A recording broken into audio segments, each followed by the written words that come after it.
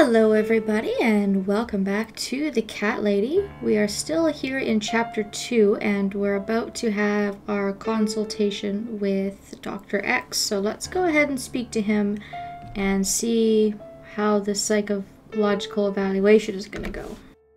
This isn't all about whether you're nuts or not, like we said before. It's about finding what has caused how you're feeling now and creating a working solution. In order to achieve that, I need to get to know you better. Can we talk about your childhood first? Your parents. When you're a child, your life revolves around them. What was your father like? Did you have a good relationship with him? There is no mention of Susan's sort of canon childhood, so to speak, throughout the course of the game. So really, most of the answers in this interview are completely up to you, and you're going to get some different visuals along the way depending on your decision that will kind of make up a bit of a story here. So we can answer however we want, but just for the sake of some happiness, let's say that Susan had a good dad. Yeah, I had a great dad. I have very fond memories of my father. He was always there for me, no matter what I did. He never got angry or upset. I suppose I never really gave him any reasons to be. I was a good child. Not perfect. But then again, no one's perfect. Whatever made me try to kill myself, it definitely has nothing to do with him. Where is he now? He died 6 years ago. Cancer. Do you miss him? Of course I miss him. How can you even ask me that? It's my job to ask these questions, Susan. Let's talk about your mother now. What was she like? Would you care to tell me about her? And the same kind of thing here, you have 3 different options. But again, let's go ahead and just pretend that Susan had a very wonderful childhood. I can't complain. My mum was great.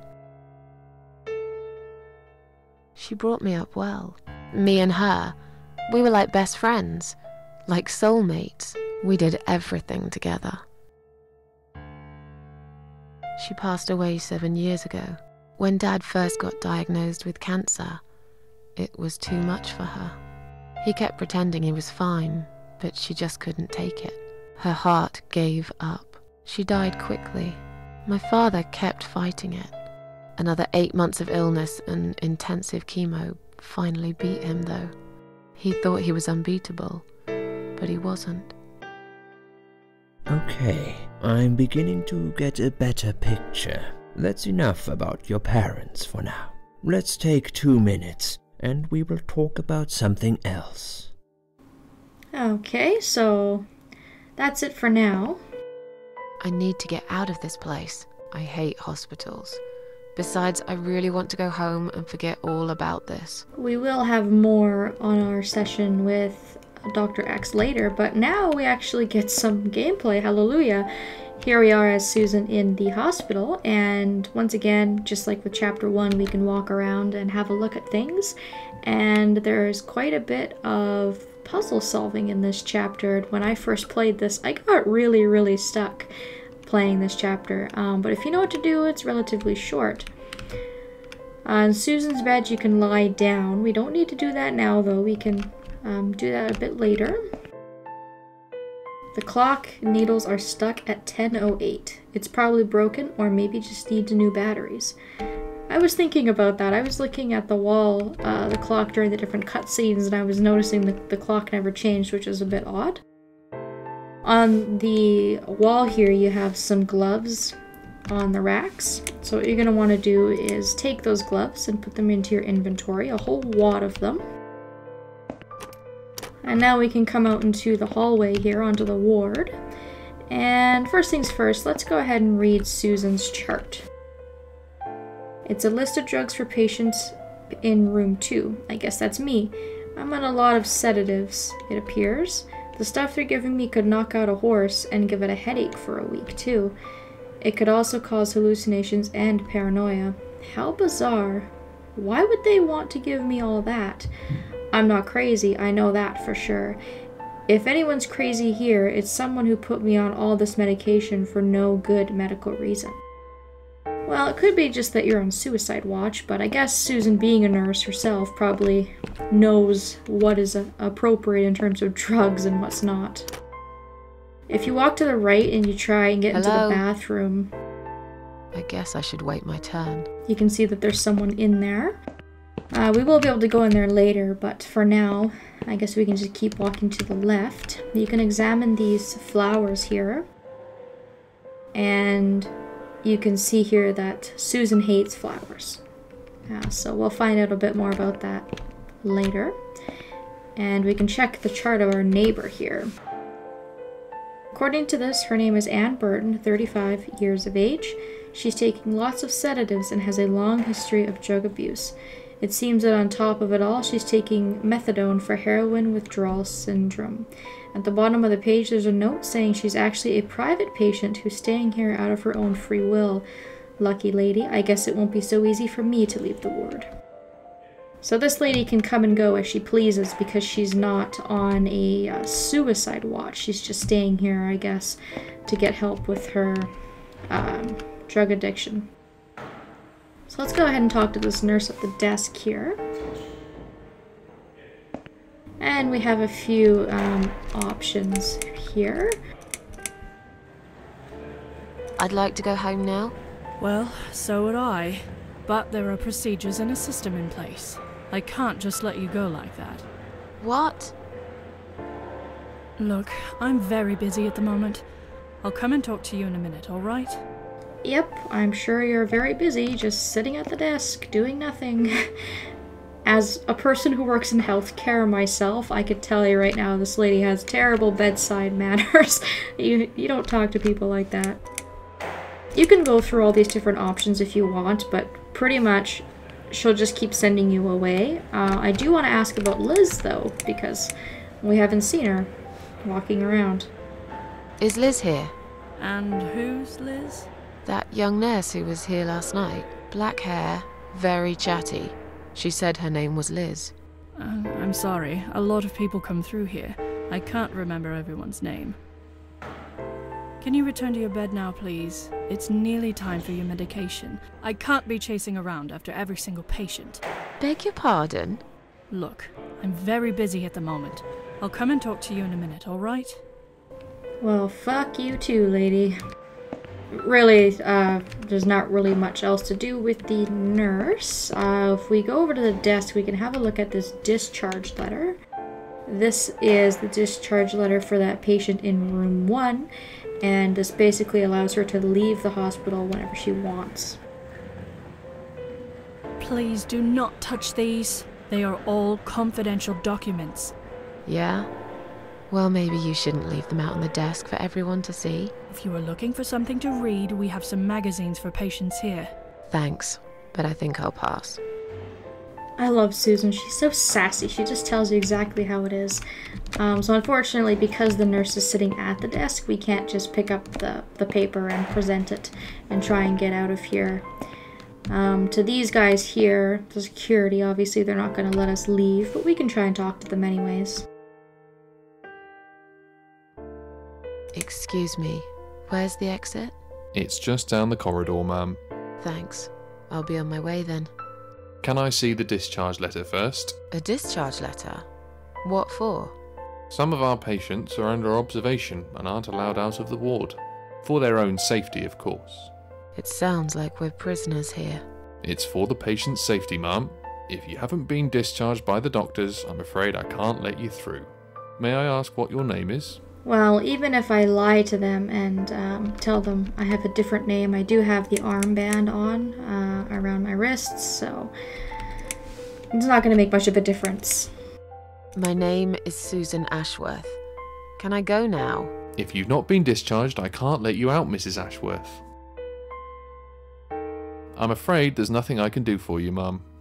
You should talk to the doctor first and come back with a letter and some form of identification. Fine. I guess it's up to me to work on that. I did forget to look at the armband. in my inventory, but it's not really that important right now.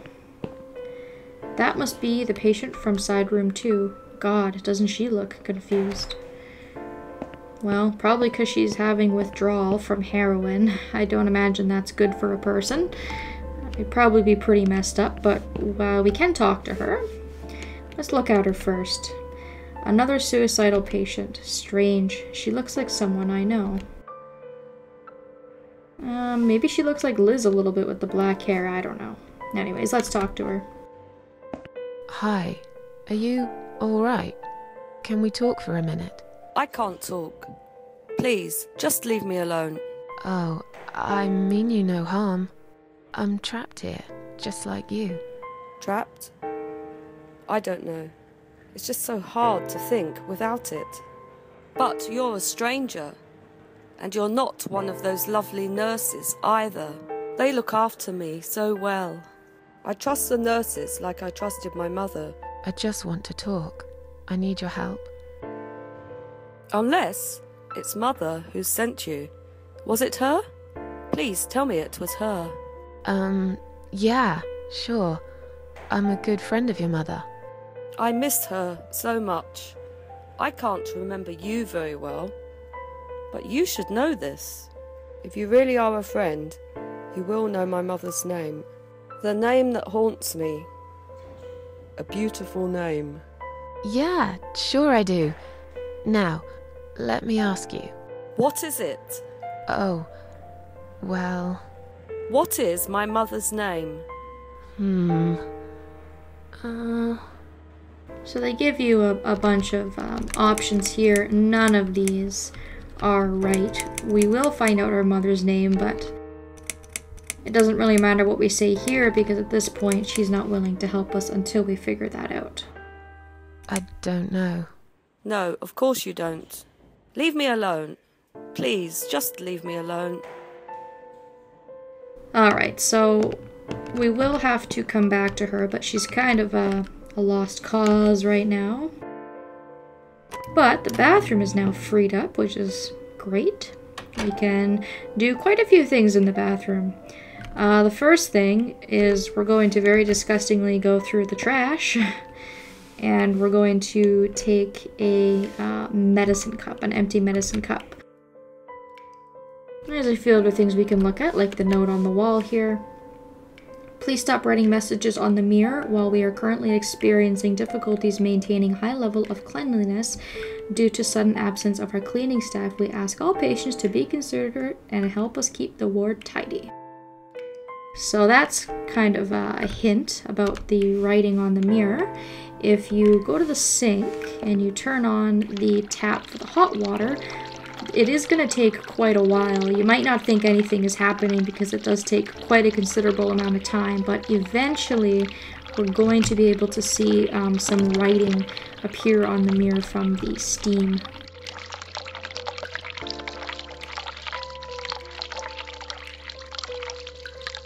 You can see there, obviously missing some letters because we only have the E, the I, and the L.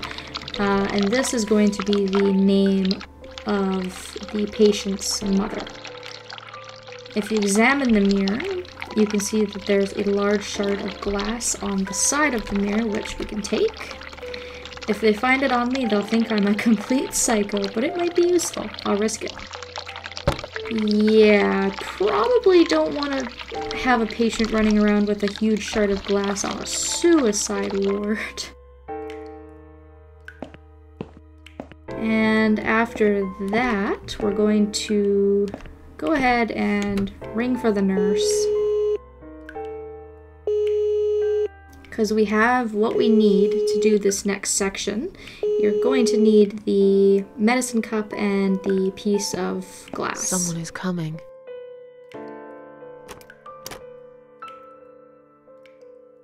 Have you rang the bell? Is there an emergency? So you have a few different options here. I love this one. I wanted to see how long it takes you to answer the bell. I've actually come across that in my job. But the answer that you want to give her is just that you're not feeling well and you're feeling sort of woozy. I'm feeling a bit woozy. Are you really? You look fine to me. No, I'm really not feeling well. Fine, I'll call the doctor for you. But I can't help it if he's busy and can't get here straight away. In the meantime, I know how to make you feel better.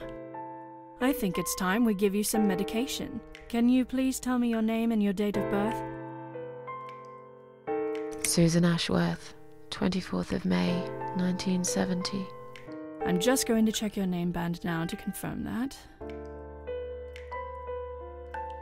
That's fine. That's fine. I'd like you to drink this liquid, please. It will help you relax. It will help you relax. Not sure why the dialogue is coming up twice, but that's okay. At this point, you can either take the drugs or refuse, but we're going to go ahead and take them. That's a good girl. Now, drink it down. You'll feel much better.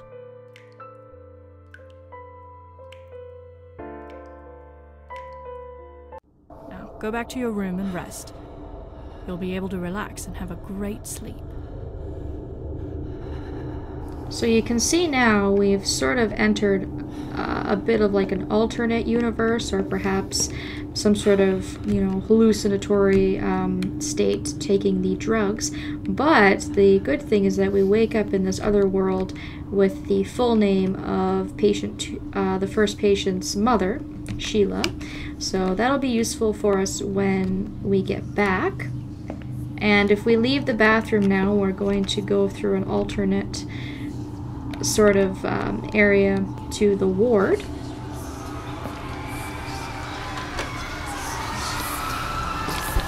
So things are definitely getting a little bit freaky. I'm gonna stop it here, and we will continue on in the next video and try and figure out what it is that we have to do. Thank you all so very much for watching, and I hope that I will see you next time.